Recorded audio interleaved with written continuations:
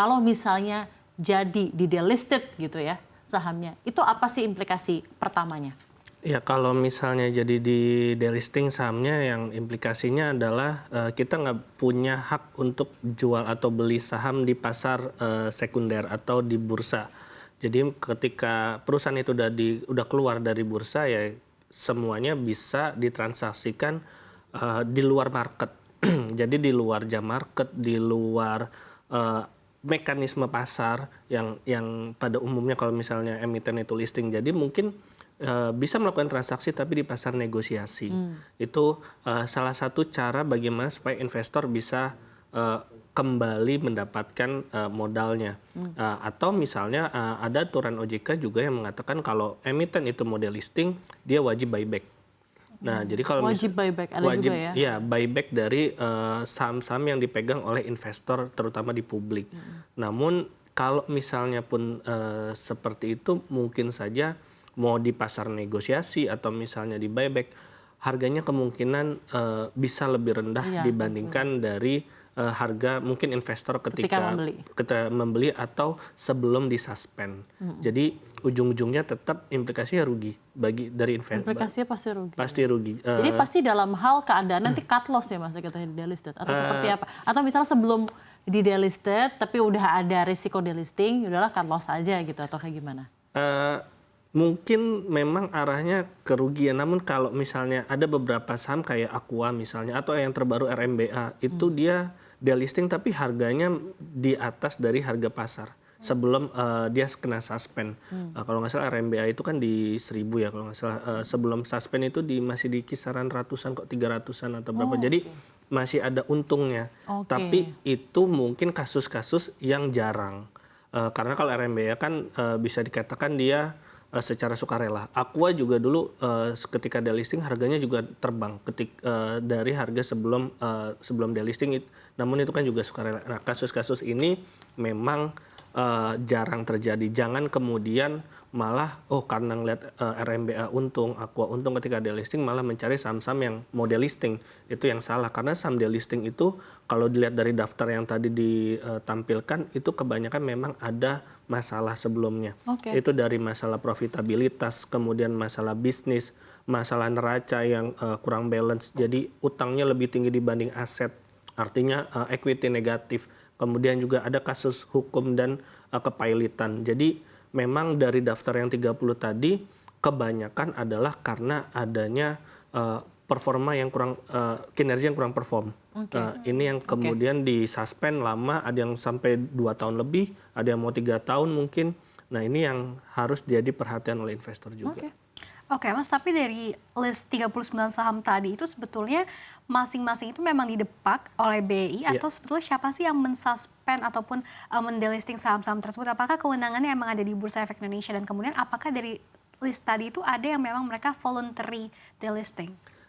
List tadi itu kan sebenarnya mekanismenya jadi ketika suatu emiten dianggap performnya kurang dan itu bisa membahayakan dalam tanda petik investor, bursa akan biasanya turun tangan dengan mensuspend dari perdagangannya di market.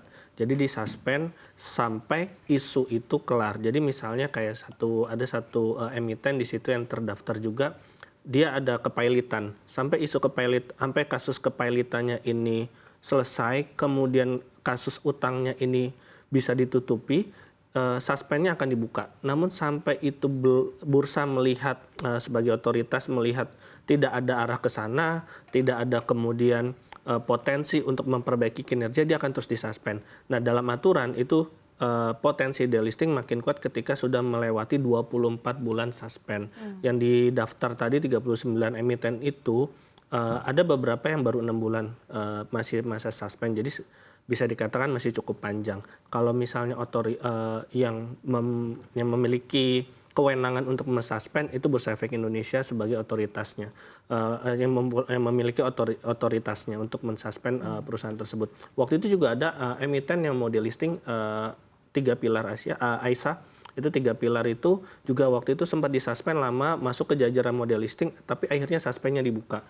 Karena ada potensi dari pembalikan ruginya dia menjadi untung. Dan kasus-kasus utangnya juga waktu itu kelar. Jadi saya rasa list itu bisa bertambah dan juga bisa berkurang tergantung bagaimana kebijakan manajemen perusahaan dan juga bagaimana nanti ada perubahan mungkin dari utangnya kemudian bisa dibayar atau misalnya ada restrukturisasi utang atau kemudian mereka kemudian bisa membalikan ruginya yang sudah bertahun-tahun menjadi laba. Jadi list itu saya rasa masih dinamis ya, jadi masih bisa berubah. Ya, list itu masih dinamis, masih bisa berubah. Tapi saya pengen pandangan Anda. Ya. Delisting itu di suatu bursa saham itu hal yang normal atau tidak sih Mas? Karena misalnya di 2024 ini ada lebih dari 30 numbers of emiten yang berpotensi untuk di delisting.